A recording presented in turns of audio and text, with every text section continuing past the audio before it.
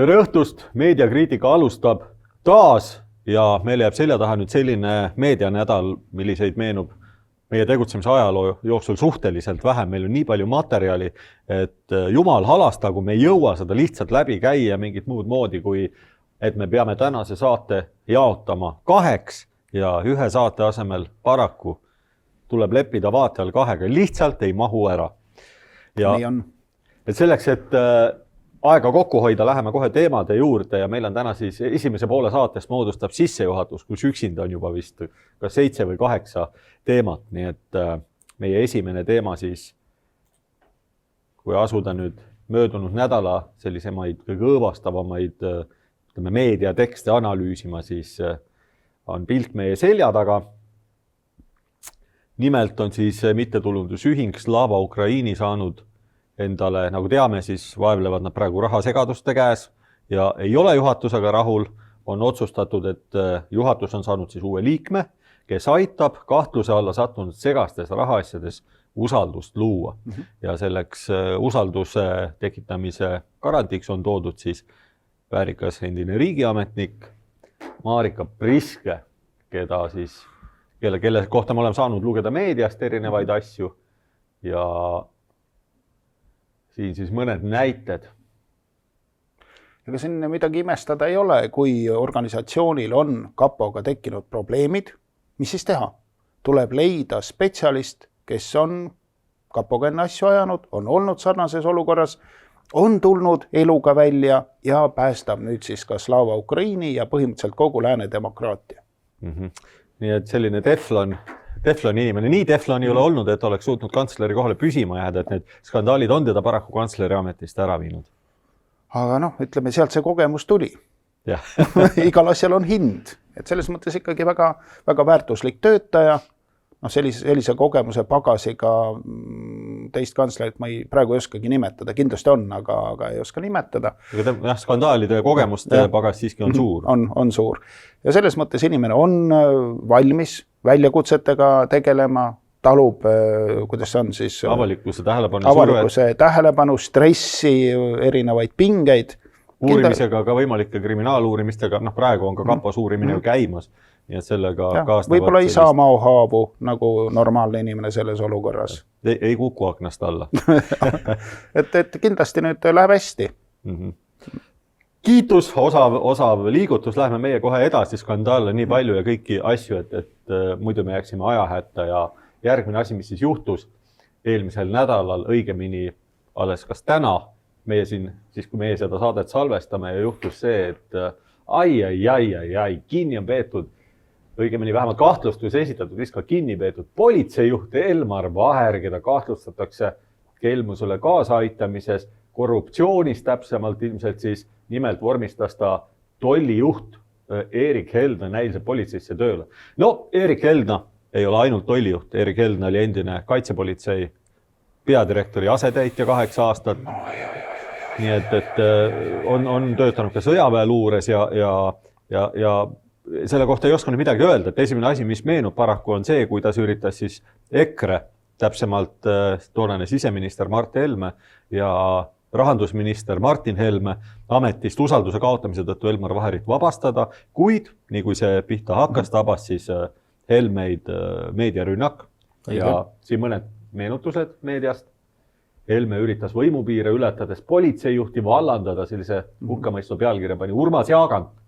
Meenutame Jaagantit ajakirjanikuna siin hea sõnaga, tema ei olnud ainukene, Postimees üleüldse juhtis toona. See oli väga halvasti, sellepärast, et Vaheri näol oli tegemist Eesti riikluse alustalaga ja kes tema kallale läks, see läks kõige hea ja väärtusliku kallale, see oli hirmus inimene. Hea, et nüüd on muutunud olukord, et Vaher ei ole enam selline, kuidas öelda, Eesti demokraatia kandev jõud ja teda võib siis menetleda nii, nagu teda menetletakse. Ei kuule kisa ega kiunumist meediast, ei näe muret ega vaeva. Et Sven ei liialda siis selle kinnituseks veel üks väikene selline lõik ühest teisest. Siin kirjutab siis hilisem nüüd juba tänaseks Postimehes töötav toonane kodanikuaktivist Sergei Metlev, kes siis kirjutas, et Elmar Vaheri kangutamine ametikohalt olevat EKRE poliitikute poolt enda suurt ohtu kujutav ebademokraatlik akt ja poliitiline repressioon, mis on Eesti Vabariigis enne kuulmatu. Täiesti enne kuulmatu, aga nüüd toimub selline asi, mida enne kuulda ei olnud, aga ei ole enam repressioon, vaid on täiesti tavaline menetlemine, nii et loed, mingisuguseid ükski närv ei liigu, kõik on korras. No nüüd saab ainult nii edasi minna, et järgneda uuesti Metlevi ja Jaaganti ja kindlasti ka vist oli Aimar Altosaar, kes kirjutas, et tema usub nii-öelda seda Vaherit, et Vaher on lunastanud tegelikult kõik eksimused selle kunagise juhtumiga, kus teda vist bussitati. See oli siis 90ndate alguses Raekoja platsil, et see oli nii-öelda tema usutunnistus, tema rohkem siis, kas oli vist Altosaar, kes kirjutas, et tema ei vaja mingit tõestust rohkem, et Vaheri... Ei ole, mingit tõestust ei ole vaja. Veerpalu uriinil ei olnud vaja mingit tõestust, e-valimistel ei ole vaja mingit tõestust. Miks peaks olema tõestusi siin politseijuhtide küsimuses? Mingit tõestusi ei ole vaja, need kõik on usu küsimused ja õigeusklikud usuvad vääramatus rahus. Ja ongi tehtud. No nüüd peavad tulema siis need nördinud hääled uuesti hakkama. Metlev peaks astuma esile, tal on nüüd seda enam, et tal on Postimehes nüüd ikkagi arvestatav platvorm. Ta on nüüd Postimehes tööl, ta peaks kirjutama, jätkama seda liini või vastasel juhul ootaks, et need ajakirjanikud Jaagant ja Metlev ja teised siis lükkama oma eelmised avaldused ümber, et eksisime ja ei olnud tegemist demokraatia kahjustamise ja hirmsa sigadusega. Aga nüüd on korras, aga eelmine kord oli ka korras, et eksisime. Isegi see eksimine, see oleks natukene lahja, et see tekitab omakorda küsimusi, et toona need usujutud tegelikult ei põhinenud ju mingitel faktidel.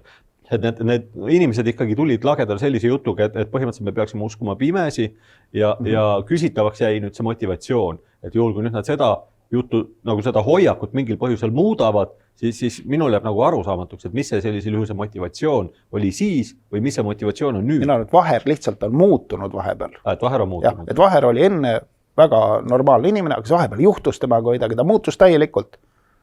200% muutus ja nüüd pärast seda muutust on siis muutunud kõik need jutud. Et Vaher on ise süüdi. Jah, loomulikult ei ole vaja ennast muuta niimoodi üle. Oled normaalne inimene, jää normaalseks inimeseks ja ei hakka sinu õlma keegi ja nii kui muutud kohani oma majas. Mina usun, et ta on muutunud. Sellega sa viitad siis sellele, et tookord tegelikult Vaheril oli õigus ja kõik oli aus, aga nüüd on see kiiresti korrumpeerunud. Mina usun ajakirjandust.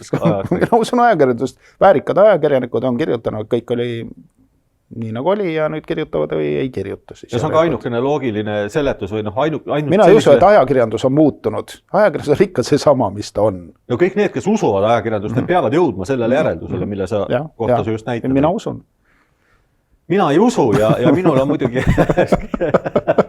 ja ma tean, et sa mõistad mind hukka kindlasti selle pärast, aga on natukene raske siin mõista, et jätab see asi sellise mulje, et ajakirjanikud tahtsid toona lihtsalt jälle järjekordset põhjust, siis poliitilise agendaga ajakirjanikud leida järjekordset põhjust, et EKRE-le midagi kaela määrida, ei süvenenud, nad ei teadnud nad asjast ööst ööd ega mütsi, ei nad süvenenud sellest, kas seal võis mingi alus olla, ei nad süvenenud etteheidetesse. No ei süvenenud, aga mina ei ole ainus, kes neid usub. Mina ei ole oma usus üksi, selliseid inimesi on palju, lehtedel on tellijad, neil on reklaamiostjad, neil on igasugused asjad ja riigitoetused, riik usub.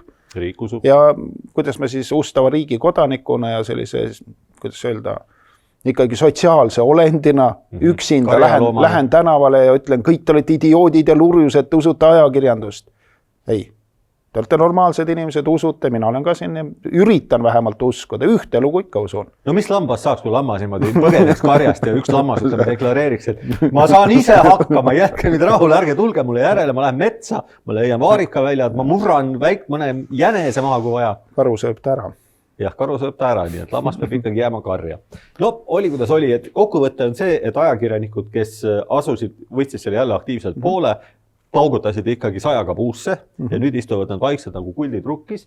Nii Jaagant kui teised teevad nägu, et neid ei olnud siis olemas, neid ei ole ka praegu olemas ja ootavad seda õndsat päeva, kui see sinu jutt veenis mind ja ma ütlen ajakirjandusest lahti. Ma ei usu enam seda ajakirjandust. Ära veel loobu oma usust. No mõned asjad veel, et kommentaariks veel tagantjärgi, et üks jutt, mida toona rääkis Martin Helme, oli see, et väga jämedas joones tegelikult sai ju politsei ja kapo selline, ütleme, omavaheline üksteisele katte tegemine lõpuks saatuslikult ka sellele konservatiivsele valitsusele. Ja kui nüüd vaadata seda, kuidas siin on nüüd siis see endine kaitsepolitsei peadirektori asetäitja ja nüüdseks juba endine politsei peadirektor omavahelise ühise korruptsiooniskeemi eest kapo uurimise all, paratamatult jätab sellise mulje, nüüd vähemalt minule, et Martin Helme sellises väites tegelikult võib olla arvestatav alus. Sa ei taha viidata selle, et peaks hakkama ajakirjanduse kapot uskuma? Mina nagu tahaks viidata selle, et ajakirjandus ei peaks kedagi uskuma, et nad peaksid uurima ja otsima tõde, aga noh, senimaani ajakirjandus on kogu aeg valinud mingisuguse poole, keda nad nagu demonstratiivselt usuvad. Minu arvates seda tuleks lõpetada. Et see näitab seda, et ajakirjandus ei teed oma funktsiooni ja teeb selle asemel midagi hoopis muud. Ma olen kaugel sellest, et olla nii naiivne, et ma tõesti usun, et ajakirjandus kedagi usub. Ma olen täiesti kindel, et ei usu. Et küsimus on ainult selles, et kui sa nagu esitled sellist valet, siis on sul selleks mingisugune manipulatiivne põhjus, milleks tavaliselt on mingisugune poliitiline agenda või soov propageerida mingit poliitilist tavaliselt agenda. Selle agendaga käivad ikkagi miljonid kaasas ja küllap need miljonid kuidagi jagunevad. No, kindlasti selle ühele ajakirjanikule või ühele omanikule ainult. Ma arvan, seda jägatakse kuidagi. Ja ma tahaks öelda, et see on alusetu kuulujutt. Paraku faktid räägivad teist keelt lõpuks, et mõlemad suuremad meediamajad said ikkagi arvestataval hulgal raha ja nüüd ei ole midagi teha, et kui see raha vastu võeti, siis tuleb käsi laiutada. Näete, meie siin väikese meediakriitika saatena käime kirjamas inimeste käest ja oleme rõõmsad, et meid usaldatakse, rohkem meie kuskilt raha ei saa. Riigi käest meie raha ei ole sentigi saanud, nii et tundub, et see etteheide on ikkagi tõene. Paistab nii. Aga läheme edasi ja meil on järgmine paha teema ees ootamas ja nimelt avaldas siis Postimees umbes nädal tagasi sellisel soliidsel suurel pinnal sellise üllatava pildi ja mitu korda on korrutatud lauset, et Postimees avaldas Ilvi Suislepa kohta valeandmeid, Postimees avaldas Ilvi Suislepa abikaasa kohta valeandmeid, Postimees avaldas Ilvi Suislepa laste kohta valeandmeid, kes on Ilvi Suislep. Selle kohta on raske vastust anda, sellepärast, et Ilvi Suislepa kohta käivad artikleid enam meediast leida ei ole. Postimees on need kõik ära kustutanud. Seejuures ka patused artiklid, kus nad siis Ilvi Suislepa kohta ja tema laste kohta ja tema abikaasa kohta valeandmeid avaldasid. Et tegemist siis on Kanepi kooli endise direktoriga, kelle vastu pandi Postimees korralik laimukampaania püsti. No, ärgem olge väiklased, ei ole midagi erilist sellises asjas nagu väikene laimukampaania ajakirjandusest. Juhtub sageli, iga nädal. Aga mis halvasti läksin on see, et ilmselt see asi jõudis kohtusse ja Ilvi Suislep millegipärast ebameeldiva, ütleme, tülika inimesena ei olnud nõus seda taluma, seda peksu ja andis asja kohtusse. Kohus küll kuulutas istungi kinniseks, aga nüüd kuuldavasti või nagu me näeme, siis kohus langetas otsuse ja see kohus millegipärast ei tulnud meediaväljaannetele ja nende ajakirjandusvabadusele vastu. Lisaks mõisteti veel välja soliidne hüvitis, see vist on mitukümmend 000 eurot ja selle kohta muidugi kirjutas kohe kahjurõõmsa looga. Ja kui me nüüd selle siit üles leiaksime, praegu ei leia, aga kirjutas kahjurõõmsa loo Sulev Veedler, kes siis näitas näpuga, mitte et Ekspress Grupi väljaanded ise paremad oleksid, et Ekspress Grupp on 3 korda hullem ja seal ilmub neid laimulugusid palju rohkem, aga kõik see tõstatab nüüd natukene sellise küsimuse, et hea küll, antud juhul tõepoolest Suislep sai siit hüvitise, aga kui palju on laimulugusid ja kui palju on hüvitisi omavahel, siis see vahe on nagu väga suur. Et laimulugusid tuleb põhimõtteliselt iga nädal, seejuures on erilised lemmikud, keda võib kottida aastate kaupa lihtsalt üks idiootne vale teise otsa ja mingi probleemi ei ole. Varro Vooglaid, Helmed, paljud sellised poliitilised figuurid, mitte mingi küsimust ei ole. Võib avaldada valesid, äärmisel juhul lükatakse mõni neist ümber, aga sa ei suuda neil kõigilt. Need valed lähevad ju ka liikuma, nad ei jää ju sinna ajalehtedesse, nad liiguvad sealt edasi teistesse meediaväljaannetesse, nad liiguvad edasi sotsiaalmeediasse, lihtsalt inimesed räägivad neid edasi ka oma vahel. Kuni peaministrini välja. Just nimelt, kellel on ka paraku üks kohtasi nüüd kaelas. Mis selle kohta otsust ei taha kuidagi tulla? Otsust ei taha tulla, vähemalt enne valimisi ei tulnud. Üldse need otsused, mis praegu on tulnud, on ju väga huvitavad ja kõik on tulnud peale valimisi. Enne valimisi ei tulnud mitte midagi head. Ei tulnud, Lehtme asi ei tulnud enne valimisi, me näeme Vaheri asi ei tulnud enne valimisi. Ei tulnud enne valimisi, ei tulnud Hartleibi asi enne valimisi, ei tulnud maski ega süstipiirangute asi enne valimisi. Kõik tuleb kolinal praegu. Peale valimisi, et on nagu paisu tagant välja läinud. Ja see jätab muidugi kõik halva mulje, et ühtepidi võib arvata, et see on juhus, selline võimalus on olemas ja teistpidi jätab see ka mulje, et see kõik ei ole juhus ja kui nii palju asju koondub ühte kokku, siis... Üks on juhus, 2 on juhus, aga praegu on neid siin juba 3, 4, 5, võib-olla rohkem. kõik ei tule meelde ju ühe korraga, et see ei näe juhuse moodi välja. Ta kahjuks ei näe, jah. Et no, mida selles olukorras teha? Enamus inimesi, kes satuvad laimu ohvriks, ja neid on tõesti olnud siis palju rohkem, kui juhuste puhul oleks, ütleme, kui me võiksime rääkida kahest, neid on kümneid ja kümneid, siis enamus inimesi, neil ei ole nii palju ressursse ja aega, et anda asi kohtusse. Kui nad seda teevad, ka siis on tegelikult šansid midagi kätte saada väga väikesed. Meil on täna saates ka teine juhus, kus siis üks selline vähestest inimestest Alari Kivisaar andis selle teema kohtusse ja sai seal ka suuremas osas võidu.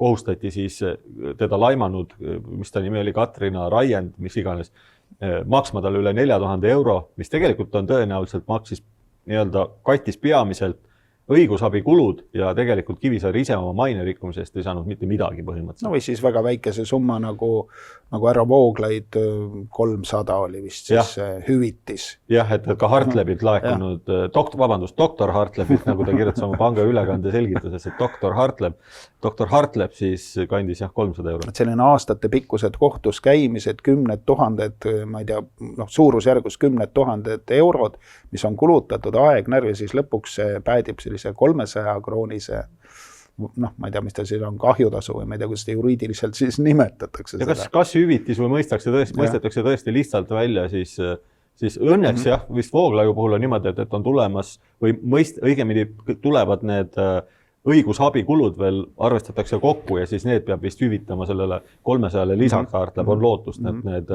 õigusabikulud lähevad 10 000-tesse. No pöödled pihku. Üldiselt kohtupraktika on see, et ikkagi kogu neid kohtukulusid ei nõuta välja, nii et sa isegi kui sa võidad kohtuasja, sa võid kaotada väga palju raha. Ja see tähendab, et sa võid kokkuvõttes tegelikult jääda suurde miinusesse. Et saada küll 300, aga võib-olla kaotada seal 10 000 näiteks. No, kas just, suurusjärgud võivad olla lähedal. Õigusabikulud on nagu väga kallis. Ja ega ei oskagi muud nõu anda, et ikkagi võimalusel minna kohtust, sest muidu ei ole üldse mitte midagi teha. Ja muidu see laimupall ikka veereb järjest suuremaks. Ajakirjanikud saavad sellest nagu julgust, kui neid korrale ei kutsuta, igasugused YouTuberid ja jumal teab, mis blogerid saavad sellest nagu, aga lehes ju kirjutati. Kuigi lehes sageli ollakse päris mõistlikud ja ei väideta kindlas kõneviisis või seal nagu keerutatakse. Lehelaim on osav sageli, jah? Jah, et ta on professionaalne, aga lihtne inimene, kes selle otseses kindlas kõneviisis nagu edasi jutustab, võibki saada litri ära, nii nagu on ka juhtunud. Minu mõte viib siin ikkagi sinna, et kas see praegune regulatsioon, õigusraamistik meediaväljaannetel on piisav, et nagu me näeme sellest Ilvi Suislepa juhtumist, siis ausalt öeldes hea küll, see, ma ei tea, milleks seda nimetada, see ei ole artikkel, see postitus Postimehes, see on seal ühe päeva ja siis kaob ära ja tegelikult see ei tee ka heaks. Ta võis nagu formaalselt seda ümber lükata, aga ta tegelikult ei tee seda mainekahjud heaks.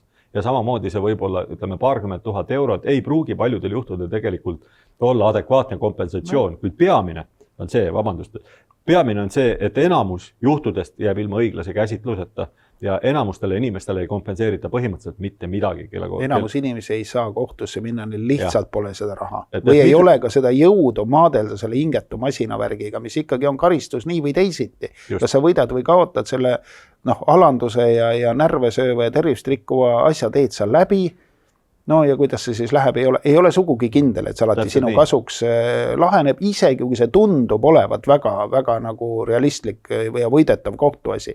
See ei lähe alati niimoodi. Täpselt. Ja me oleme 5 korda sellest rääkinud ja põhjust on nüüd rääkida 6. korda, et sellest ajast saadik, kui astusid Eesti meediaväljaanded avalikusõna nõukogust välja ja moodustasid iseseisva sellise pressiliidu ja seal mingisuguse eneseregulatsiooni organi, mis põhimõtteliselt ei tee midagi, peaks ikkagi küsima, et kas tänane õigusraamistik ei vajaks muutmist, mis puudutab just nimelt meediaväljaannete eksimusi üksikisikute vastu.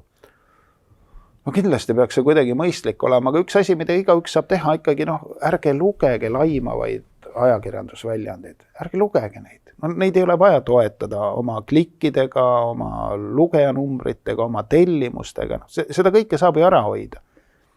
Et kui need rahanumbrid nüüd muutuvad, võib-olla see distsiplineerib palju paremini kui kohtuasjad, mingisugune 20 000, kui sul lahkub 2000 lugejat nendest vähestest, kes sulle on jäänud. Ja tõesti inimesed võiks iseloomu näidata ja mitte nagu klikkida mingisuguseid jõledusi. No, mina küsiksin siin niimoodi, et miks ei võiks praegune opositsioon pead kokku panna ja tulla lagedale mingisuguse sellise seaduseelnõuga, mis natukene ikkagi reguleeriks meedia omavoli. Milline see võiks olla? Mis see erinevus võiks olla seal? Kuidas see peaks käima? No üks asi, mida tuleb mingil määral ikkagi rakendada, sellises olukorras, kus tegelikult reaalselt mingisugust sellist kogukondlikku või siis ütleme kutsealaliidu tasemel eneseregulatsiooni või regulatsiooni ei toimu, mingisugune raamistik peab olema, mis ikkagi paneb ajakirjandusele kohustikku mahtuda ajakirjanduseetika raamidesse ja mis seda kohustust ka kuidagi jõustab. No selleks on toimetus, võiks olla see esimene asi, mis ikkagi veidi seda asja ohjeldab. No mina ei näe, et toimetus võiks olla tegelikult ajakirjanduseetika järgimise järelevalve instants. Mulle tundub, et selline sõltumatu... Mingi enesekontroll ikkagi peab olema. Mingi sanitaarmiinimum peab olema. Enesekontroll peab ka olema, aga kas peaks olema... Sellest ei piisa loomulikult. Kas ei peaks olema lisaks enesekontrollile, mis täna väidetavalt on, ehkki see on formaalne? No, ei ole näha. Ei ole. Kas peaks olema ka mingi selline instants, mis on sõltumatu ja mis järgib esiteks ajakirjanduse eetika ja ajakirjanduse hea tava järgimist ja millel on ka teatav selline jõuõlg olgu siis kas trahvide või mingite selliste asjade määramise näol. Siiamaani ei ole olnud, ega selle avaliku sõna nõukogul ei olnud ju ka mingisugust kaalu. No nad said vist öelda, et sa oled süüdi, vabandan, vabandati, midagi juhtu ikkagi. Et see... No põhimõtteliselt, mida saaks pakkuda sõltumatu järelevalveorgan, esiteks on ekspertiis. Et ta põhimõtteliselt saaks moodustada mingisuguse sõltumatu sellise institutsiooni, mis hakkab andma erinevatele kaebustele hinnanguid ja mille hinnangul on siis ka kohtuskaal, täpselt ekspertväärtus. See on jah üks asi.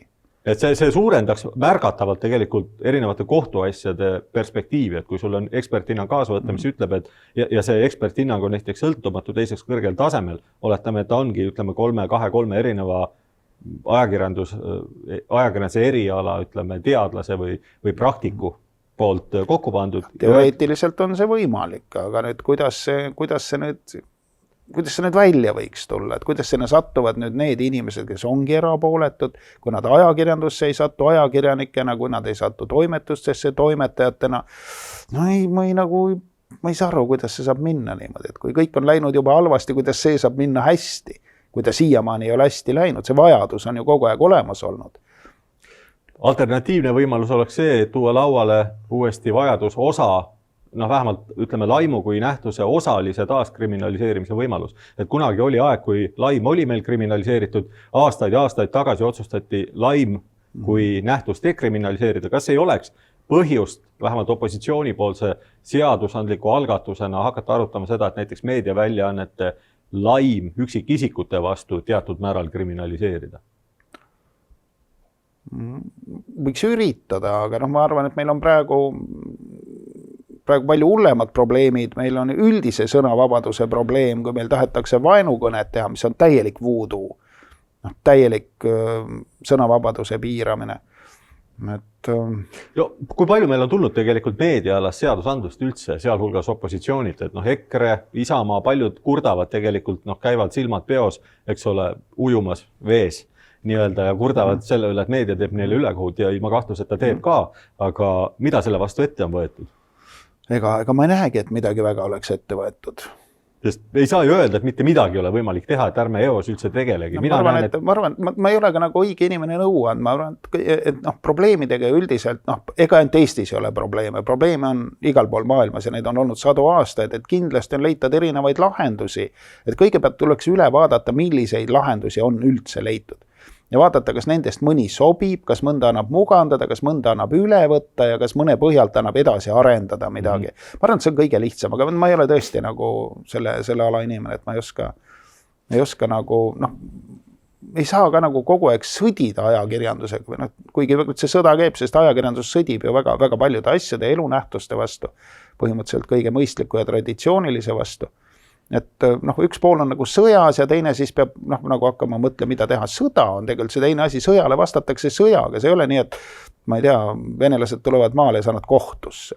Samas teisalt sõda on teatud mõttes ka ju struktuurne probleem, ehk et kui sul on miski, mida teised tahavad, siis selle asemel pidevalt sõdida, tundub loogiline leida mingisugune struktuurne lahendus, mis neid riske maandaks. Et ma ei näe praegu väga palju, et konservatiivsed erakonnad oleksid teinud selles vallas mingeid samme. Vähemalt minu mõte sellises olukorras oleks see, et ka poliitiline tegevus peaks just meedia allutamise osas, just mitte meediavabaduste vähendamises küll, aga just meediaeetikast kinnipidamise osas ja hea tava järgimise osas see tegevus peaks olema poliitilisel tasemel natukene aktiivsem. No kindlasti võiks üritada. Kindlasti võiks üritada. Aga lähme meie edasi, sellepärast, et teemasid jagub ja me ei ole neist veel endiselt vist, isegi mitte ligi lähedaselt, mitte poole lähedalegi jõudnud. Ja mis veel juhtus? Juhtus see, et Indrek Kiisler kirjutas pealtnäha päris asjaliku sellise arvamusloo Rahvusringhäälingu portaalis ja küsis, et millal Eesti õpib Euroliidus ütlema ei. Väga kiiduväärne lugu, kus ta jämedas joones tuli välja üllatava ideega, et Eesti peaks hakkama Euroopa Liidus rohkem iseenda ees seisma, et kui Euroopa Liit tuleb erinevate igasuguste hullumeelsete kavadega, näiteks nagu sundrenoveerimine, millest siis antud juhul oli jutt, siis selle asemel, et kõigile kuulekalt alla kirjutada, kusjuures tegu on mingi ettepanekuga, mis on mitte utoopia, vaid lihtsalt idiootsus, täiesti välistatud ja täiesti ebarealistlik, et siis selline idiootsustega järjestikune kaasaminek jätab mulje lõpuks, paha mulje sellest Euroliidust. Ütleme, et ma arvan, et ta ei ole kindlasti idiootsus, sellel idiootsusel on eesmärk. Kui sa võtad seda nüüd kui renoveerimist, siis see loomulikult on idiootlik. Ta ei ole renoveerimine. Aga kui sa mõtled, et see on nagu uus kommunism, mille eesmärk on inimesed jätta ilma eraomandist ja küüditada nad siis kas uude kolhoosi või uude barakki, siis selleks ta kõlbab ju väga hästi. Inimesed ei suuda oma majapidamisi enam nagu riigi nõuetele või Euroliidu või kes iganes ta siis on nõuetele vastavalt nagu jube kallilt nagu ära renoveerida, enamus elamispindu üldse väärt, et neid nii keeruliselt, nii nagu suurte kuludega nagu teha. Keegi arvutas välja, et see töö, mis tema elamise nagu sellele nõuetele vastavaks viimiseks on nii kallis, et kui ta selle rahast ostaks puid, siis ma ei tea, kas jätkus neid 300 aastaks või umbes niimoodi, et see on täielik absurd selle külje pealt. Ta ei ole majanduslik, ta ei anna nagu midagi, aga ta aitab nagu hävitada eraomandit ja inimesi siis kollektiviseerida. Kuidas inimesed läksid eelmise okupatsiooni ajal kolhoosi, ega keegi neid sinna käeraudades kolhoosi ei viinud. Pandi peale maksud, sa võisid olla, oma talu pidada, aga maksud olid nii suured, et kui sul raha otsa sai, siis sa läksid lõpuks kolhoosi. Ja mina näen siin analoogiat ja selles mõttes see on terve mõistuslik, väga julm ja alatult kommunistlik nagu käteväänamisprojekt. Ja kui sellega minnakse kaasa, siis tegemist on kommunistide või idiootidega, kes sellega kaasa lähevad. Kuigi ma ei saa aru, kuidas see kõik käib veel kokku eraomandi ja muude selliste pühadustega, nagu meil on kuskil deklareeritud, et kui sul on nagu maja, siis oleks nagu sinu oma. Ja kõike seda esitletakse kui mingit liberaalsest, euroliberaalsest, et liberaalsest on asi kaugel. Ei, täielik absurd. Nii et iseenesest täitsa õige jutt Indrek Kiislerit, et millal Eesti siis sellistel idiootsustel õpib ütlema ei, aga üks väikene asi ka häirib, et meil tegelikult on Eestis olemas selline erakond küll, mis seda juttu on rääkinud aastaid ja millegipärast seda erakonda esitletakse meil parem radikaalidena, euroskeptikutena, eurovastastena, putinistidena ja mulle tundub, et ehkki päris selliseid sõnu pole Kiisler ise kasutanud, siis ka Kiisler oli üks neist, kes valimiste eel sülitas tuld ja tõrva EKRE suunas ja nüüd tuleb järku välja sisuliselt EKRE jutuga, mis jätab natuke paha mulje. Ja see ei ole ju esimene totrus, mis Euroopa Liidust tuleb. Kõik need autode ära keelamise jutud, kõik see imelik energia, mingisugune jõledus, mis on täiesti utopistlik. Oleks võinud ju enne aru saada, et asi on mäda. Ega see ei ole esimene hull asi. See on lihtsalt võib-olla kõige lihtsamini aru saadav. Aga teised ei ole ohutumad.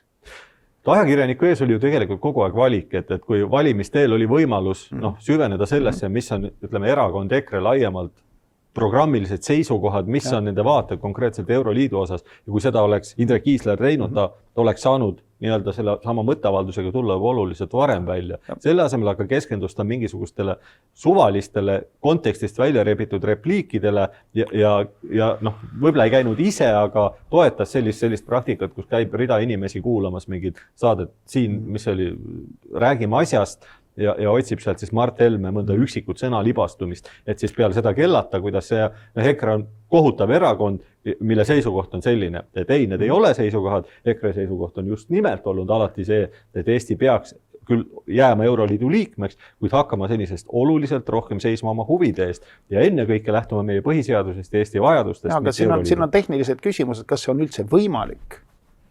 Mina mäletan seda euroentusiasmi nagu algusest peale. Algus oli väga oluline jutt, kui Euroopa Liitu astuti. Miks me siin astume? Me oleme laua ümber, me otsustame, me oleme otsustamise juures. Nii, astuti, inimesed jõudsid sinna aparaati. Siis tekkis küsimus, et mida te otsustate?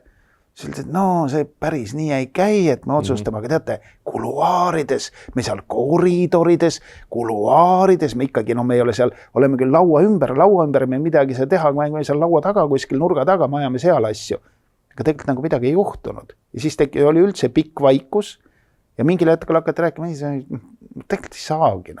Saagi ise aru, et ega see Euroopa ei ole nüüd selline koht, et see seal, saad jah, seal nüüd midagi teha, et see, selleks on väga palju inimesi vaja. Eestil ei ole neid inimesi, kõik algab sellest, et meil ostetakse kõige odavamaid lennuke piletid, aga seal kogu aeg tõstetakse istungeid ümber ja siis kogu aeg inimesed, need vähesed, kes meil on, satuvad valedele istungitele juba mingi raha nappuse pärast. Täielik absurd. Meil peaks olema kaks riigi nagu sellist aparaati, üks Brüsselis ja teine Eestis. Umbes soomlastel on midagi taolist. Meil lihtsalt ei ole nii palju inimesi. Isegi kui tahaks, on väga raske midagi teha. Sellises nagu aparaadis nagu ta on. Et muidugi, aga kui sa seal midagi teha ei saa, siis ikkagi võiks võib-olla mõelda minema jalutamise peale, mis oleks kõige parem lahendus. Erinevatele totrustele, näidaku keegi mulle, kuidas siis see Euroopa Liidu seestpoolt uutmine või õõnestamine välja näeb. Ma tahaks näha lihtsalt seletatud mulle ära see mehhanism, kuidas see käib. Mina arvan, et see ei ole nagu väga realistlik projekt. On selge, et Eestil... See ei ole tehtud väikeriikide õiguste kaitseks. Jätame lille juttu, et on selge, et Eestil ei ole midagi kaasa rääkida sel hetkel. Me ei räägi mitte millegi suhtes kaasa, meile tulevad eurodirektiivid ja meil on peaminister, kes põhimõtteliselt noogutab neile kaasa ja lähtub nendest mitte Eesti huvidest ennekõike. Absoluutselt. Ja üks totrus tuleb teise järel ja nüüd need totrused on läinud ikka juba nii suureks, et isegi Kiisler saab sellest aru, mis on suur asi. See näitab, et ikkagi juhmusel on kuskil see juhmuse mõõt on ületatud. Aga see on pool rehkendust. Ja see on see, mida mina kritiseerin, et hea Indrek Kiisler, tee terve rehkendus. Kui sa kuuled, et EKRE räägib juttu, mis sulle, hoolimata sellest, et EKRE ei meeldi sulle, aga sa tead, et tegelikult sisaldab seda sama sõnumit, mida sa hiljem ise kavatsed rääkida. Ole meheks. Tee suu lahti ja ütle, et siin antud selles küsimuses on EKRE poliitika sisuliselt põhjendatud. Ei ole vaja kaasa minna mingisuguse jauramisega selle teemal, mida keegi kusagil nurga taga kuluaarides ütles kontekstis, teises kontekstis. Nii et sellega selline kokkuvõtte julgust juurde ja parem teha terve rehkendus kui pool. Tee iga päev üks Euroopa Liidu vastane lugu ära, tee üks kord elus. Iga päev üks lugu, kui ei ühte lugu teha, tee pool lugu. Aga rehkendus on tervik. Aga läheme edasi ja teemad ei oota, jah, siin piilusin tulevikku, et tahtsin veel eraldi välja tuua, et mis juhtub siis, kui Kiislerid, ajakirjanikud nii ei käitu, et siis me jõuame sellisesse tulevikku õige peatselt, nagu näitab meile järgmine pilt siin. Ja paljud võisid arvata, et tegu on naljalooga. Nimelt siis on siin kirjas, et ajakiri Meie kirik või väljane Meie kirik. Greta Thunbergis sai Helsingi ülikooli audoktor ja nagu ma aru saan, tegu ei ole naljaga esiteks ja teiseks tegu selles uudises on teine nali veel, mis on tegelikult see ei ole teadusliku marksismi kateeder, kes valis ta endale audoktoriks, vaid see oli usuteaduskond, nagu ma aru sain. Vaata. Et on selline võimas usu inimene on leitud, teised usu inimesed leidsid noore andeka profeti. Kirikuringkonnad leidsid selle inimese, kes saab sama asja, nii nad täpselt põhjendasidki oma valikut, me ajame ühte ja sama asja, mille peale tahaks lihtsalt juukseid kitkuda. Selle peale võiks hulluks minna, aga ma siin ei leia nagu enam õiget sellist reaktsiooni. Ma toon siin väikese repliigi ka, nimelt siis kirikuajaloo professor Tuomas Heikile sõnas õigustades seda Greta Thunbergi audoktoriks määramise otsust, et Greta Thunbergi kliimaaktivismil olla usuteadusega paljugi ühist, mis on muidugi täiesti tõene väide, aga põhjendus on erinev. Sest teoloogia teaduskond uurib inimkonna põhiküsimusi. Et jah, selle vastu ei saa vaielda, et Thunbergi kliimaaktivism meenutab teatud mõttes usu tegevust, kuid see on ikkagi rohkem teatud liiki kvaasireligioon. See on, ütleme jah, see on nagu pigem usu märatsemise laadne. Mulle meenub alati, kui Thunbergist räägitakse see lugu, kuidas oli laste ristisõda. Selline keskaegne, ilmselge nagu usu märatsemise väinud, kus lapsed siis, eks ole, võtsid karja kokku, hakkasid pühale maale sõtta minema ja laste ees oli, kas käis hani ja 2 looma, kas lammas ja hani. Mulle meenutab seda nagu hane pilt tuleb silmade ette, kui sellist Thunbergi laadseid aktiviste vaadata, et kelle juhtimisel, mis asi toimub, kuhu minnakse ja kuidas see lõppeda saab. Eks see saabki lõppeda umbes samamoodi nagu laste ristisõda. Ilmselt müüdi need lihtsamised tobukesed siis, kes ellu jäid orjaks või midagi taolist. No Thunbergile veel võib andeks anda, et tegemist on rumala lapsega, eks ole, kes kelle vaimsed võimed ilmselt on nagu nad on, aga kuidas andeks anda Toomas Heikilele, veel kirjutab Toomas Heikile järgmist.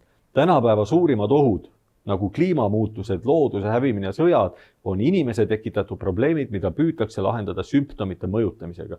Kuid põhiküsimus on, miks on inimene nii rumal, küsib Heikile. See on hea küsimus. Jah, ta peaks peiglis küsima seda küsimust, miks me siin ülikoolis oleme sellised, nagu me oleme.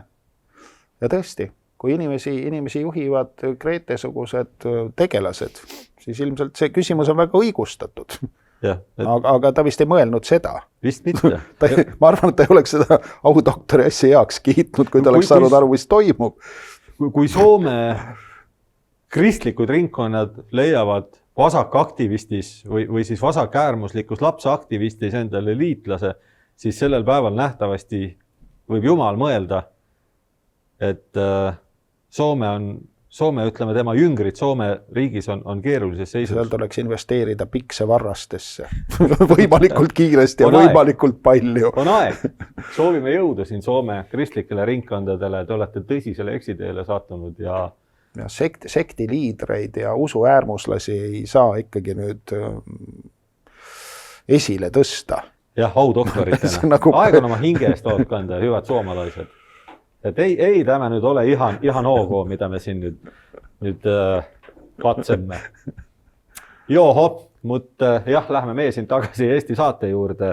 Jätame soomlased siis nende kirikuprobleemidega paraku üksi. Loodame, et meie kirikuinimestel on natukene oidu rohkem ja näiteks Mikk Pärnitsast ei tehta muide Tallinna Ülikooli audoktorit. Peapiiskoppi. Näiteks, et ehk see oht kindlasti on olemas. Mida veel vahepeal sündinud on? Veel üks skandaal, mille võtame siin ette ja vaatame väikest videot. No kasutame kohe võimalust, teeme ka sulle väikese keeletesti. Sa oled keeleuurija. Mida tähendab liiderlik? No mina seostan seda sõnaga liider. Ehk inimene, kes on nagu juht, natukene kamandav, natuke käsutav, kuidagi selline suunanäitaja. Mitte paheline? Ei. Kohe üldse mitte? Ei. Aga osavõtlik? Osavõtlik jälle tähendaks minu jaoks inimene, kes on hästi aktiivne, võtab millestki osa, nii nagu see tüvi viitab. Mitte empaatiline? Enne kui Tartu Ülikooli doktorantuuris noorte keelt uuriva Mari-Liis Korkusega edasi räägime, katsesõnadele ka täpsed tähendused. Selline lugu juhtus siis ja tõepoolest on sellest nüüd meedias palju räägitud, et mis sinu arvamus sellest asjast on, kas annad ka sina äkki doktorandile ja teda õigustavatele ülikooli õpetajatele õiguse? Ei anna. Minu meelest keeleuurija peaks oskama keelt tavakasutaja tasemel. Peaks aru saama eestikeelsete sõnade tähendusest, mitte üritama kõlalise sarnasuse põhjal teha täielikke valeotsustusi. Kui see inimene oleks teinud kontrolltööd, kus tal oleks küsitud sõnade tähendusi, siis selle võimekuse järgi oleks ta saanud 2, sest need tähendused olid valed, konkreetselt valed. Kas tema ei ütles, et tema mõistab neid niimoodi? Tema mõistab neid niimoodi, jah, aga see ei ole tähtis, kuidas sina neid mõistad. Sõnadel on sõnaraamatus, vaadati järgi pärast, mis nende sõnade tähendus on. See tähendab, et ei ole päris nõus aga selle Martin Ehala väitega, et nende sõnadel on mitu tähendust. Ei, neil on üks tähendus. Just nimelt, ainult üks tähendus ongi. Mis see liiderliku teine tähendus siis on? Miks seda sõnaraamatus ei ole, kui neid tähendusi on palju? Härra Ehala ikkagi nagu räägib enda uuringutele vastu siin, kisend, ta on muidugi ennegi teinud, et ta on teinud korduvalt uuringuid esmakursuslaste funktsionaalse kirjaoskamatuse, just nimelt kirjaoskamatuse teemal, sest uuringud näitasid, et pooled on funktsionaalselt kirjaoskamatud, ei saa aru, mida neile räägitakse, ei saa aru, mis on kirjas ja kui nad midagi kirja panevad, siis ei ole võimalik sellest aru saada ja me nägime pildil illustratsiooni sellele, et esmakursuslasest on saanud doktorant, aga aru ei saa. Funktsionaalselt kirjaoskamatu analfabeet kõige ehtsamal kujul. Õigustada sellist asja lihtsalt ei ole võimalik. Illiteraat. No ma ei teagi, siin muidugi Korkus asus ise tootma ohtralt teksti kohe ja kirjutas interneti täis erinevat asja, mis näitas, et tal mingi kirjaoskus on olemas ja tal nagu selgus on vähe kirjaoskus, kuid küllaltki hea suhtekorraldusoskus, sellepärast, et asus jõuliselt suhteid korraldama ja oli seal igasuguseid huvitavaid väiteid. Suhtekorraldus siiski ei asenda keeleoskust. Mitte päriselt, jah, kaugelt mitte päriselt. Need on erinevad asjad, ei saa asendada. Ma kujutate, kui ta jääks nüüd, ütleme, jah, see oli üks põhjendus, mis oli see Eesti ja üldkeele iganes instituut, meil seal oli. See oli kõige magusam, ma jätaks selle veel lõppu. Seda totrust tuli ikka igast asendist ja nagu... No selgitas ta kõigepealt põhjendas muidugi doktorant sellega, et ta ei olnud selliseks keeruliseks küsimuseks valmis. Et talle nii-öelda kirjutab siin, et kui talle potsatas postkasti kiri kutsega tulla intervjuu, siis ettepanek oli hoopis teistsugune, ta ei olnud valmis. Ta unustas eesti keele ära, ta oli niivõrd ähmis ja see oli niivõrd ootamatu, et ühe küsimuse asemel küsiti midagi muud, tal lihtsalt mälu kustus. Jah, ta ka ei teadnud, et tema vastused saavad avalikuks. Oleks ta seda teadnud, oleks ta võib-olla teisiti vastanud. Ja ta mitte ainult, et ta ei tea, mis asi on liiderlik, ta ei tea, mis asi on televisioon ja kaamera. Ta mõtles, et see on mingi imelik asi, et ma seisan selles ja räägin midagi ja midagi ei juhtu. Ei, see salvestab ja see kantakse edasi. Et paistab, et seal on üldse tegelikkuses orienteerumisega on raskusi, mitte ainult eesti keele nagu siukse sõnavaraga. Ja samas jällegi vastu räägib sellele see, et Korkus asus aktiivselt manipuleerima, kus ta orienteerus üllatavalt hästi. Nimelt kirjutas ta sellist juttu, et ta lisas, et oleks saanud end kindlasti paremini väljendada, aga loodab, et inimesed saavad talle andestada, sest see oli tema esimene teleintervjuu ning ta oli ärevil. Siin ma kuulen nüüd juba professionaali kätt ja muidugi on võimalik, et selle jutu enam ei ole kirjutanud mitte Korkus. Minu meelest tema väljendusel ei olnud mitte midagi viga. Väljendus oli arusaadav, ta väljendas seda, et ta ei saa eesti keelest aru täiesti suurepäraselt ja andis vale vastuseid soravalt. Ei jäänud nagu kurku kinni see totrus, mis sealt tuli. Ei, seal ei olnud nagu probleemi enese väljendusega. No luba ma vaidlen veel sulle vastu. Nimelt on siis instituudi doktoriõppe programmijuht Ann Veismann esitanud veel kaitsvaid väiteid ja seal on mitmeid selliseid tõsiseid argumente. Ja esiteks ütleb siis Veismann, et see on normaalne. Kirjaoskamatus on normaalne. Kui doktorant ei tunne eestikeelset sõnu, see pidi olema normaalne. Mis sa arvad sellest? Ma arvan, et see on ebanormaalne, kui eesti keele doktorant on täiesti, ma oska öelda, ei ole algkooli, no ütleme, on algkooli tasemel. No võib-olla tõesti algkooli õpilane ei tea, mis on liiderlik, ei ole sellise sõnaga kokku puutunud vara veel. Vanemad ka ei taha õpetada igat sõna, mis hakkab, räägib seal vanemale mingit liiderlikkusest, nagu kui sa silmad paned, eks ole. Aga keskkoolis võiks juba teada. Võiks juba teada. No, ja üldiselt ikkagi kultuuri kontekstis see ei ole nii väga ebatavaline sõna. Aga me võime leida ikkagi sõnu, mida ilmselt me siin kumbki ei tunne ära ja ei saa aru, mis asi see on.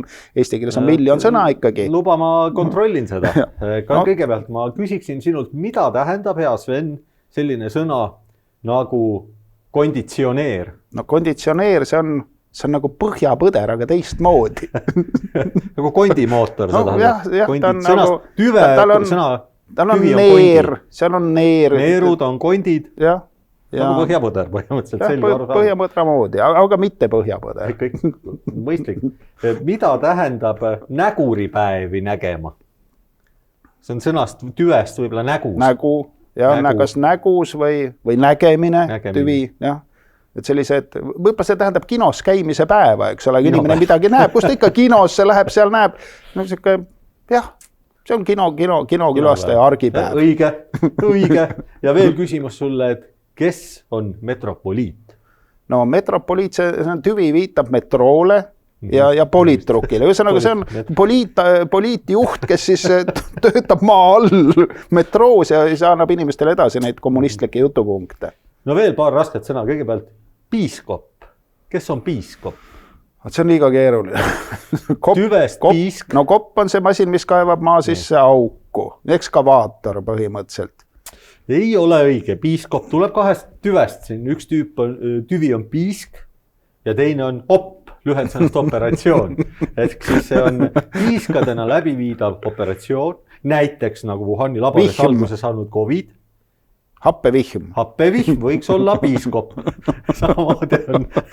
Samamoodi oli COVID-19 pandeemia, oli piiskopp, sellised piiskopid. Nii et... See on hea, kui saab saatest targemaks ja eesti keele oskused. No, meil on haridussaade. Viimane raske küsimus sulle. Mida tähendab sõna leib? No leib. L, E... Minu meelest see on Rumeenia rahaga seotud. Lei, kas ei olnud meil selline... Jah, kas oli Rumeenia või Bulgaaria, ma olen suga nõus. Või mingi idabloki raha oli kuskil selline. Kuskil, no ma arvan, et see on jah selline... No B on ikka, müntidel on ka B-pool nagu singlitel ja kaua mängivatel. Et see tähendab siis idabloki raha tagumist külge. Siin ma jään vastuse võlgus, ma ka ise ei tea päris täpselt, et siin jõudsime väga keeruliste sõnade valdkonda. Lasta jääda. Ka meie oleme kõigest ajakirjanikud ja on loomuliku ajakirjanikud, ei tea kõigi eestikeelsete sõnade. Aga meie ei ole doktorandid siin lõppude lõpuks. Küsitakse leiva ja saia kohta. Tõmbame selle teema kokku siis viimase õigustusega, mis tuli ka vist selle Dan Weissmanilt, kes oli selle doktoriõppe programmi juht, et nimelt on siis jutt nii. Doktoriõppes käsitletavad küsimused on oluliselt keerulisemad kui õigekeelsusreeglite või sõnavara õppimine. Keele uurimine eeldab võimet lugeda keerulisi ja mahukaid teadustekste. Kui inimene ei oska lihtsaid sõnu, siis ta loomulikult oskab keerulisi ja kui ta ei saa lihtsatest asjadest aru, saab ta väga hästi aru keerulistest asjadest. See on alati nii olnud ja sellega tuleb küll nõustuda. Ja Neeme Raud lihtsalt ei olnud valmis, läks esitas liiga lihtsa küsimuse. Tuleb esitada keerulisemaid küsimusi doktorantidele ja ei maksa. Ja küll kõik laabub. Ja küll kõik laabub.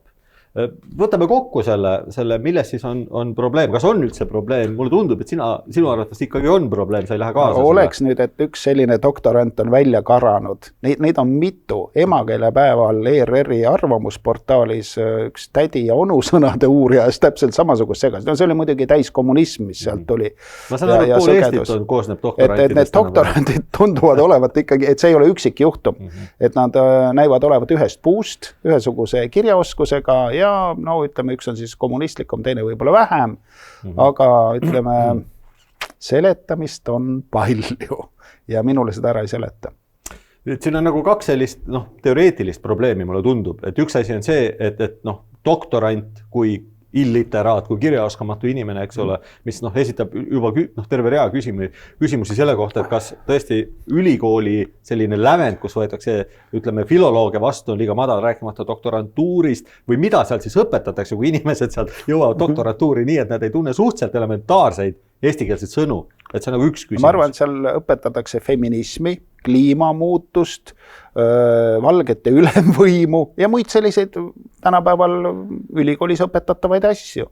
Aga põhimõte on ikkagi selles, et kui inimesed raamatuid ei loe, siis neil see keeleoskus ongi napp. See keeleoskus ei saa Facebookis selgeks ega filmi tõlkeid nagu vaadates. Telefonis istudes? Ei, kohe ei saa. Tuleb lugeda raamatuid ja see võtab hirmsasti aega. See raamatukogud on alati käinud ülikoolide juurde. Neid ei ole veel maha põletatud, kuigi seal puhastust ikka vahel tehakse.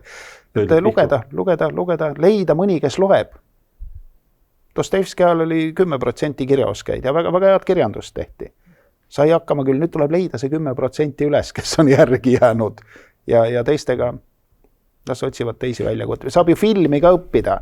Väga populaarne asi on filmikunsti õppimine, sest vaatad filme, ei pea raamatuid lugema. Lihtne. Ja keeleoskus on tegelikult ju selline asi, mis ka vaistu tasemel hakkab arenema tegelikult väga varakult. Vaist, intuitsioon, teiste sõnadega, mida tänapäeva moodne psühholoogiateadus ütleb, et tegemist on tegelikult mustrit, kuidas see on siis pattern recognition inglise keeles, mustrit ära tundmine. Algab seal kusagil 10., 8., 9. eluaastast, mis tähendab, et tegelikult on probleem juba seal, et lapsed ei loe. Et täiskasvanud niikuinii ei loe. Probleem algab sellest, et täiskasvanud ei räägi lastega. Ka ei räägi. See on probleem. Aga kui palju lapsi loeb tänapäevad raamatuid? Et ma saan aru, et kõik lapsed, mõni vaatab võib-olla koomikseid, aga kirjandust... Ilmselt loetakse seal, kus vanemad loevad, sest lapsed ikkagi teevad neid samu asju, aga kui palju tänapäeval on neid kodusid, kus on raamaturiiul või see raamaturiiul on suurem kui telekas, ma arvan, et neid on väga vähe. Neid on väga vähe. Jah, peab olema sinuga nõus, et mina toon veel lugejate põlvkonnad on ikkagi juba välja suremas, nende asemele tulevad need võrgust töllerdavate põlvkonnad ja see annab tulemuse keelevõimetele ilmselgelt. Et siin ei olegi põhjust võib-olla seda konkreetset doktoranti nii väga tümitada, et tegelikult see probleem on tõsine, see on laiem. Probleem on tõsine, aga doktorante ei ole miljoneid. Neid on vähe. Ja ikka doktorandiks võiks nüüd, isegi doktorant võiks isegi täna osata lugeda. Ja etteütluse võiks ära teha ikkagi kuidagi. Aga kui me tahame rohkem doktorante, kes oskaksid lugeda, oskaksid eesti keelt rääkida, siis Eesti rahvas ise peab hakkama rohkem senisest eesti keelt rääkima ja see on täiesti kindel, et see on praegu suur probleem. Me näeme ikka seda, kuidas Eesti rahvas ei ole Eesti kultuuri nagu, kuidas öelda, integreeritud. Või kuidas seda nimetatakse. Integratsioon on halb. Eestlased ei ole Eesti kultuuri integreeritud enam. See on probleem. See on probleem. Väga palju ollakse ka igasugustesse väliskultuuridesse, eriti USA, sellise meelelahutus, tarbimiskultuuri, investeeritud, integreeritud, igatepidi on side sellega justkui kohati vaatajad suurem ja tugevam kui Eesti kultuuriga. Tõenäoline, jah. No üks asi veel, mille ma tooksin välja, et viga on niisugused kooli lõpueksamites, mis meil siiamaani vist veel kehtivad, et inimesed lähevad ärevile, unustavad kogu senise keeleõppe. Kui kaotada emakeele eksamid, läheks asi palju paremaks, sellepärast, et siis tuleb suur osa õpitust meelde.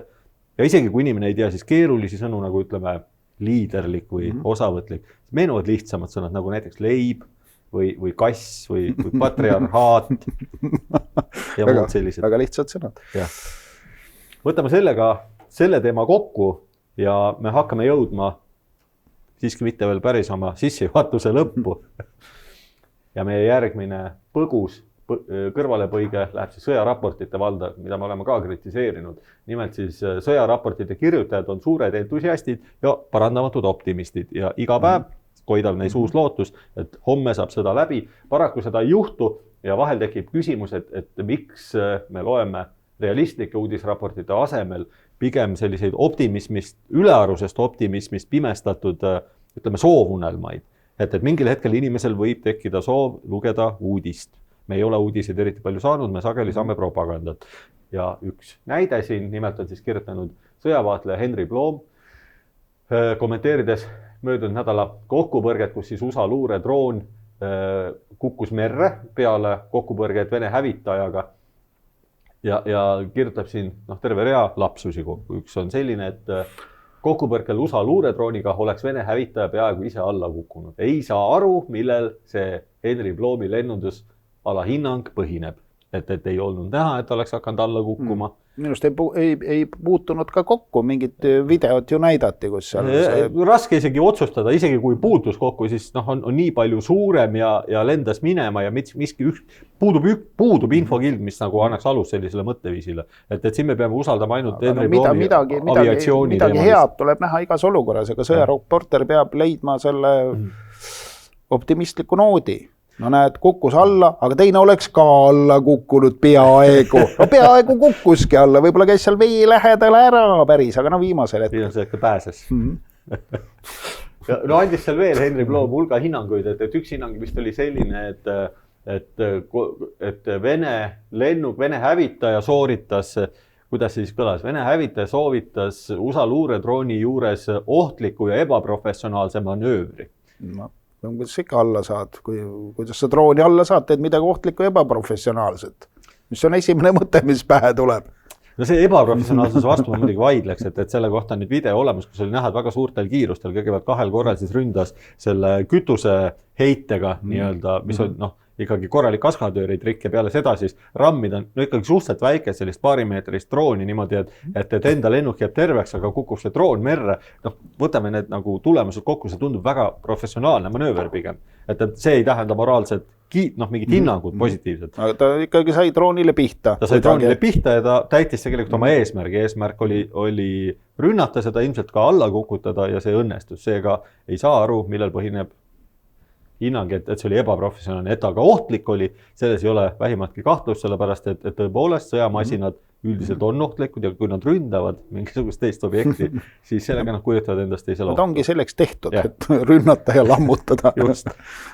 Ja antud jutt oli siis niivõrd ebaprofessionaalne, et selle peale hakkas isegi kriipima sellise tuntud propagandisti kõrvas, nagu seda on Kalev Stoicescu, kes siis kirjutas lõpuks mingisuguse õienduse, et mis te nüüd jamate, et need ongi ohtlikud sõjamasinad ja tegemist oli ikkagi sihiliku rünnakuga, mis on kindlasti täiesti tõsi. Kas ta ei maininud veel seda, et see droon ikkagi kaotas juhitavuse ja ameeriklased ise uputasid ta ära?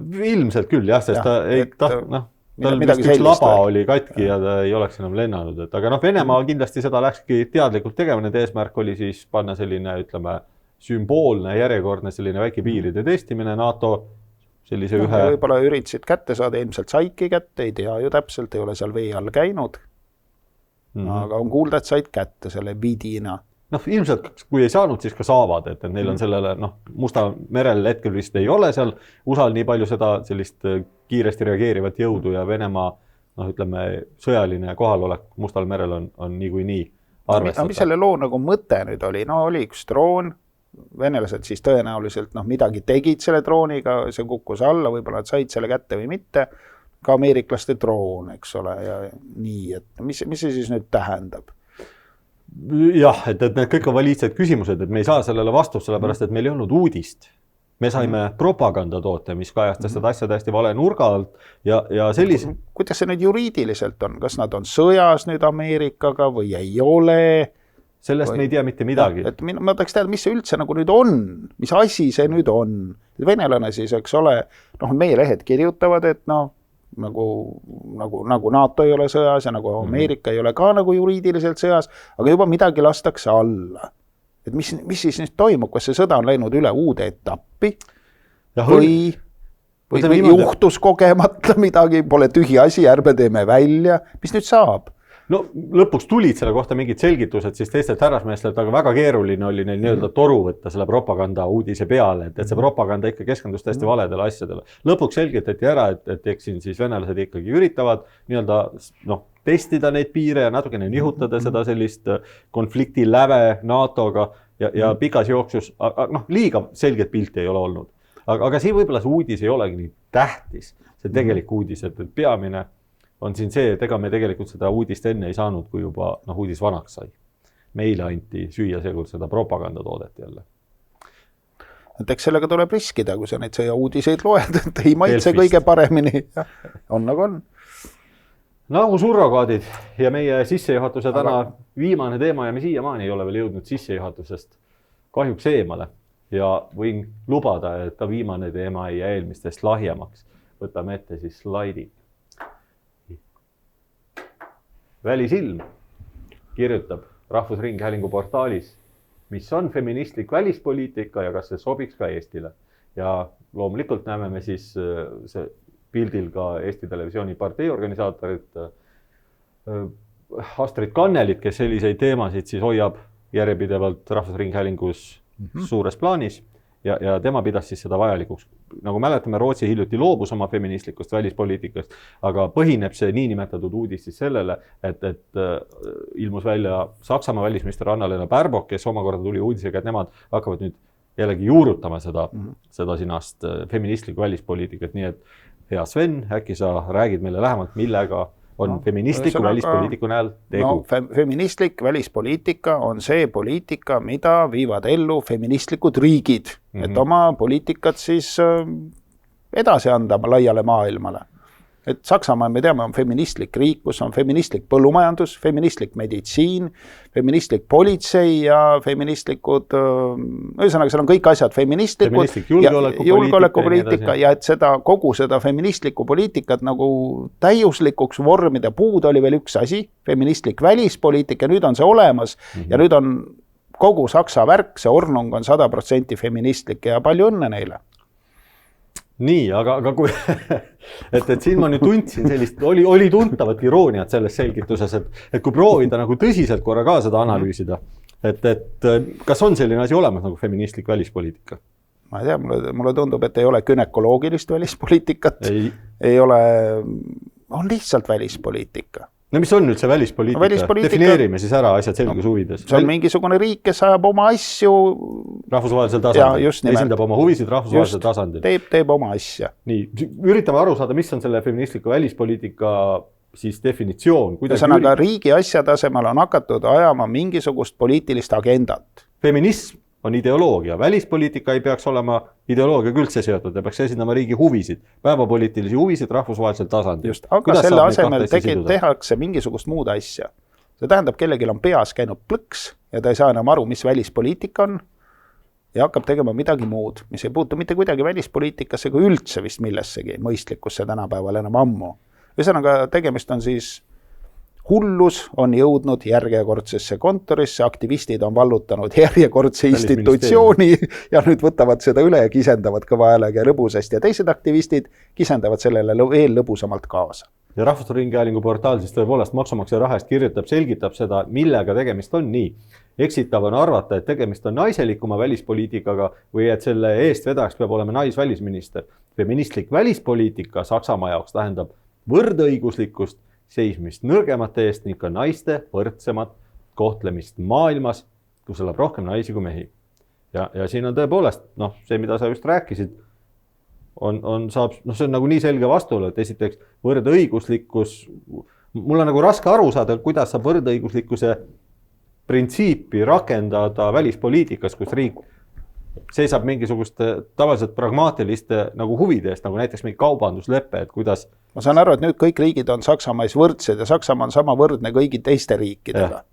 No me teame, et see tegelikult nii ei ole, näiteks kaubandussuhetes on välistatud. Kui meil on Eestis fosforiiti ja Saksamaal ei ole, siis me ei ole võrdsed. Või kas võrdõiguslikkus peaks seisnema selles, et me anname Saksamaale poole oma fosforiidist. Ja ütleme, et see on feministlik fosforiidipoliitika. Lihtsalt anname oma fosforiidi ära, sest maailmas on rohkem naisi kui mehi.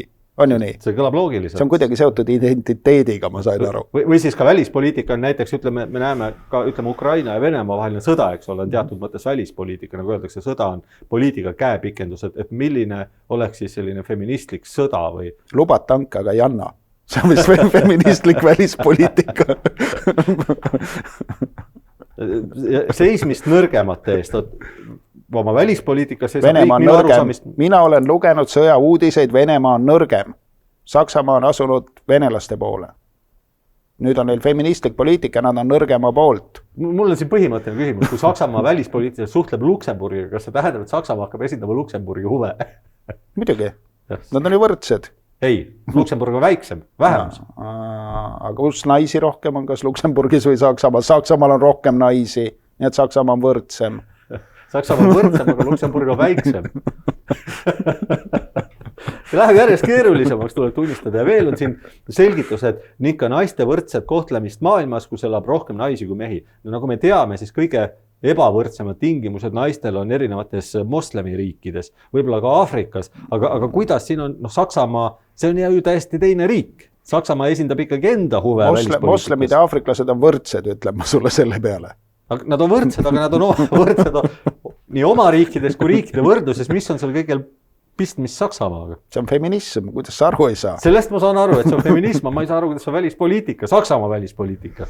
No lihtsalt, kuna on nüüd uus poliitika, enne oli paha poliitika, nüüd on uus hea poliitika ja see on feministlik ja see on parem, sest ega nad halvemaks ei tee oma poliitikat, ikka paremaks, et oleks võrdsem.